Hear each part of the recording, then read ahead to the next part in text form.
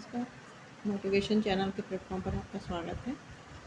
तो हम अपने होम साइंस की सीरीज़ में आगे बढ़ते हुए आज हमारा टॉपिक डिस्कस करेंगे विटामिन ई। ठीक है, इससे पहले हमने कार्बोहाइड्रेट, प्रोटीन, वसा, ये तीनों ही ऊर्जा के देने वाले स्रोत हैं, इनके बारे में हम डिस्कस कर चुके हैं। अब हम डिस्कस कर रहे हैं वसा में घुलनशील विटामिन। तो इसमें हमने विटामिन ए को डिस्कस कर लिया, विटामिन डी को डिस्कस कर लिया, विटामिन ई को डिस्कस कर लिया। ठीक है, तो विटामिन ई को आज हम डिस्कस करने जा रहे हैं। तो ज़्यादा समय ना लेते हुए अब हम अपने टॉपिक पे आते हैं, विटामिन ई। तो यह भी एक वसा में घुलनशील विटामिन है। ठीक, विटामिन ई पहला पॉइंट है beauty vitamin, anti sterility, fertility, antioxidant और टोकोफेरॉल, ये सारे नाम विटामिन ई के हैं। ठीक है, इसे ब्यूटी विटामिन कहते हैं क्योंकि इससे इंसान में चेहरा खिलता है, ब्यूटी आती है, सुंदरता बढ़ती है। ठीक, एंटी स्टेरिलिटी, ये बंधता रोग होता है, मतलब कि अगर इसकी कमी हो जाए तो बांझपन आ जाता है, फर्टिलिटी नहीं रह जाती है।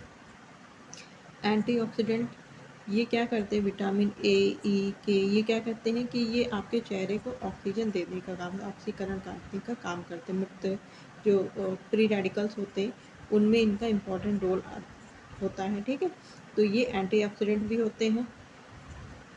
टोकोफेरॉल इनका साइंटिफिक नेम होता है, वैज्ञानिक नाम इनका टोकोफेरॉल होता है। अब टोकोफेरॉल क्या होता है कि ये दो शब्दों से मिलकर बने होते हैं, टोकोफेरॉल। ठीक, टोको का अर्थ होता है इसमें ऑफ स्प्रिंग, अर्थात शिशु को जन्म देना। फेरॉल का मतलब होता है संपन्न करना, बियर। ऑफ ऑल का मतलब होता है अल्कोहल, मतलब यह एक प्रकार का अल्कोहल। ठीक, संक्षिप्त में ये इसका नाम है जो कि कई भाषाओं को जोड़कर बनाया गया है, टोकोफेरॉल। टोकोफेरॉल किसका साइंटिफिक नेम है, तो यह विटामिन ई का है। विटामिन ई बांझपन विरोधी है, अर्थात एंटी स्टेरिलिटी है।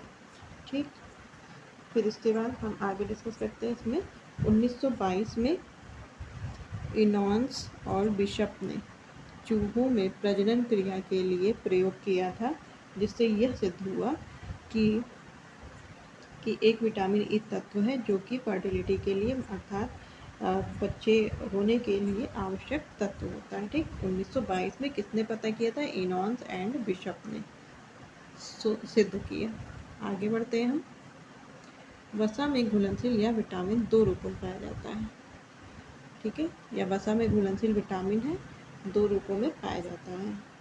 ठीक, तो संगठन के आधार पे इसे हम दो भाग में क्लासिफाई कर सकते हैं। एक होता है टोकोफेरॉल और एक होता है टोकोट्रेनॉल। तो टोकोफेरॉल और टोकोट्रेनॉल, टोकोफेरॉल अत्यधिक क्रियाशील होता है कंपेयर देन टोकोट्रेनॉल, मतलब टोकोट्रेनॉल की तुलना की जाए दोनों की तो टोकोफेरॉल अधिक क्रियाशील होता है। टोकोफेरॉल यह खुद तीन प्रकार का होता है, अल्फा, बीटा और डेल्टा। तो अल्फा टोकोफेरॉल खुद को एक बहुत अत्यधिक क्रियाशील होता है और इसका जो पहला रूप होता है अल्फा, यह भी बहुत अत्यधिक क्रियाशील होता है। उसके बाद बीटा और फिर डेल्टा। ठीक, अब हम आगे डिस्कस करते हैं। टोकोट्रेनॉल भी इसी का रूप है। इसकी क्या विशेषताएं हैं, अर्थात इसमें ऐसे रसायन क्या मिले रहते हैं जिनकी वजह से इनमें क्या क्या गुण बनते हैं। तो हम कैसे जान सकते हैं कि विटामिन ई है। पहली चीज़, यह क्या होता है, यह वसा में घुलनशील है। सबसे पहले तो हम इसी के बेस पे डिस्कस कर रहे हैं कि यह वसा में घुलनशील विटामिन है, मतलब पानी में यह नहीं घुलता है। ठीक, ये हमारे शरीर में स्टोर हो सकता है हमारी चर्बी के नीचे। ठीक, तो वसा में सूर्य की अल्ट्रावायलेट किरणों से यह नष्ट हो जाता है। सूर्य से कौन सी किरणें निकलती है, अल्ट्रावायलेट, मतलब पराबैंगनी किरणों से यह नष्ट हो जाता है। उच्च ताप और अम्ल का इस पर कोई प्रभाव नहीं पड़ता है। नेक्स्ट पॉइंट है इसमें लौह लवण, मतलब जो आयरन होते हैं और सीसे की उपस्थिति में इसका ऑक्सीकरण होता है। जब आयरन या लेड जो रहता है उपस्थित तो इससे ऑक्सीकरण भी होता है, इसीलिए इसको एंटीऑक्सीडेंट भी बोलते हैं। ऑक्सीकरण प्रतिरोधक पदार्थ होता है, मतलब ज़्यादा जब ऑक्सीडेंट होने लगता है, मतलब कि ऑक्सीकरण होने लगता है, तो यह उन्हें रोकने को भी काम करता है। बैलेंस्ड अप्रोच को अपनाता है। 200 डिग्री तक यह ताप को सहन कर सकता है, ठीक है, एक लिमिट में 200 डिग्री सेल्सियस तक का ताप सहन कर सकता है। यह हल्के पीले रंग का एक तेलीय पदार्थ होता है, ठीक है। जैसे हम इसे कैप्सूल में मिलता है दुकानों पे, कहते हैं इसको लगाओ, विटामिन ई कैप्सूल को मिला के चेहरे पे लगाओ तो ग्लो करेगा, ठीक है, हेयर पे लगाओ स्कैल्प मजबूत होंगी, तो ये सब बोला जाता है। तो ये कैप्सूल अवेलेबल होती है, ये इसीलिए बालों के लिए, आपके चेहरे के ग्लो के लिए ये सब बहुत इंपॉर्टेंट होता है, इसीलिए इसको ब्यूटी विटामिन भी बोलते हैं, ठीक है, सुंदरता का विटामिन।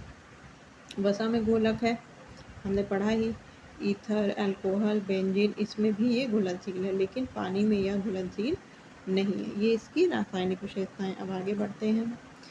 इसके प्राप्ति के स्रोत, यह सभी प्रकार के अनाज में पाया जाता है। गेहूं के अंकुरण में पाया जाता है, साग सब्जियों में। गेहूं के भ्रूण से अलग करके इसे खोजा गया था, अर्थात इसके तेल में, ठीक, मक्के के तेल में, बीज में।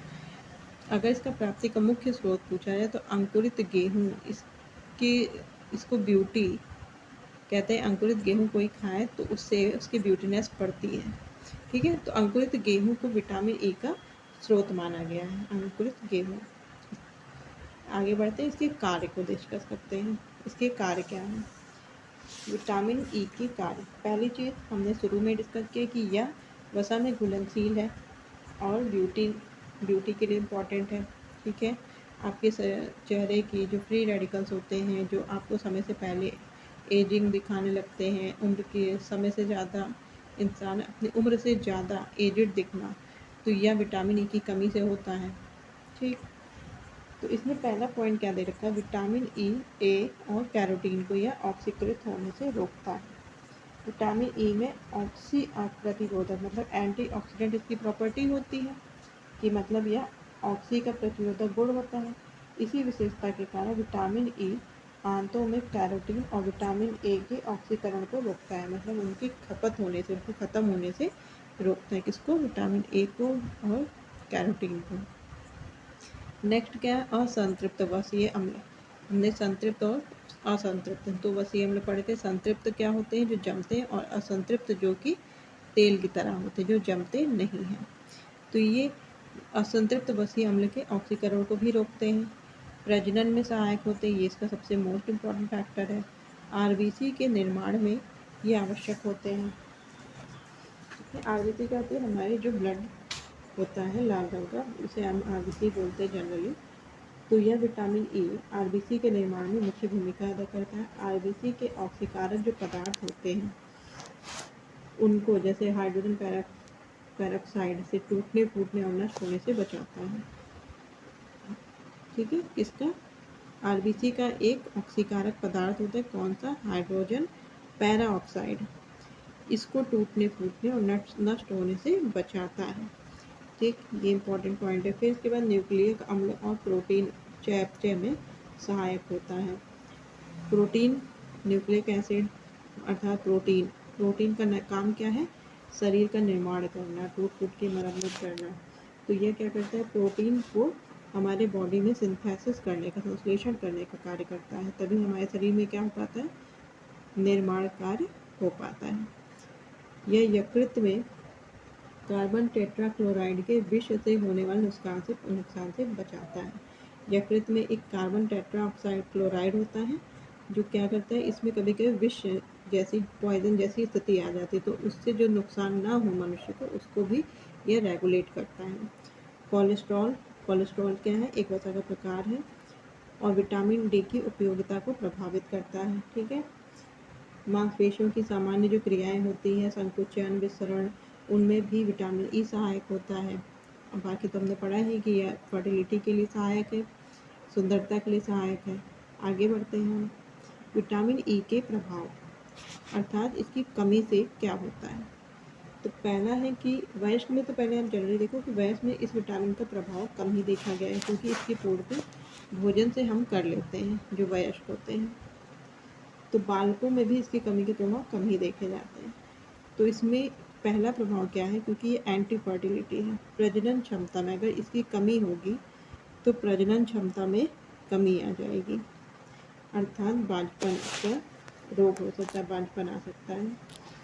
ठीक, फिर नेक्स्ट है इसमें इरिथ्रोसाइट हीमोलाइसिस, या सीधे डायरेक्टली क्वेश्चन इसको बनता है कि इरिथ्रोसाइट हीमोलाइसिस किसकी कमी से होता है, तो यह विटामिन ई की कमी से होता है। विटामिन ई के अभाव में जो आरबीसी होती है वो नष्ट होने लगती हैं। विटामिन ई के अभाव में आरबीसी नष्ट होने लगती है। भाई हमने पीछे पढ़ा था कि वो उसे रेगुलेट करता है, उसकी टूट-फूट होने से रोकता है, बचाता है। तो विटामिन ई की जब कमी होने लगती है तो आरबीसी का जो हमारी रेड ब्लड कर्पसल्स हैं उनका नाश होने लगता है, जिससे कि एनीमिया का रोग हो जाता है। एनीमिया, इरिथ्रोसाइट हीमोलाइसिस और रक्त अल्पता, ये किसकी वजह से होता है, या विटामिन ई की कमी की वजह से भी होता है। और क्या होता है इसमें, मांसपेशियों में ऐंठन आ जाती है। इसका मतलब क्या कि जैसे विटामिन ई का शरीर में कमी होगा तो जो हमारी पेशियां हैं, मांसपेशियां हैं, उनमें कमजोरी आ जाती है। वो कमज़ोर हो जाती है, कमज़ोर होंगी तो टूट फूट होगी, तो मरम्मत नहीं होगी, उनमें टूटने लगेंगी उनकी सेल्स, और फिर क्या होगा, उनमें संकुचन होगा, वो मुड़ जाएंगी और फिर उनमें दर्द और ऐंठन शुरू हो जाएगा। तो ये मांसपेशियों में ऐंठन स्टार्ट हो जाता है। यकृत में क्या हो जाता है, यकृत में विकार उत्पन्न हो जाता है, उसमें यकृत में घाव होना शुरू हो जाता है। ठीक है, और क्या ये मुक्त मूलक पर नियंत्रण करते हैं, जो कि हमने पहले पढ़ा था, ब्यूटी के लिए इम्पॉर्टेंट होता है। तो फ्री रेडिकल्स पे नियंत्रण खत्म होने लगता है,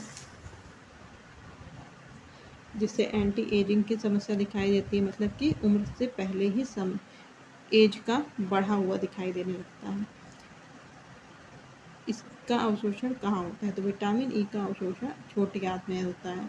पाचन का जो अधिकांश अवशोषण होता है वह छोटी आंत में ही होता है, किंतु यह वसा और पित्तरस का होना आवश्यक है।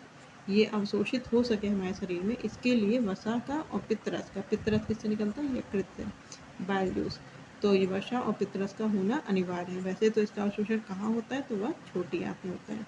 संग्रह, ये किस में संग्रहित होता है, क्योंकि यह वसा में संचित है, हमारे शरीर में एब्जॉर्ब रहता है, किसमें, यकृत में यह सर्वाधिक मात्रा में रहता है। उसके बाद हमारी मांसपेशियों में, हमारी त्वचा के नीचे जो एडिपोज ऊतक है उसमें।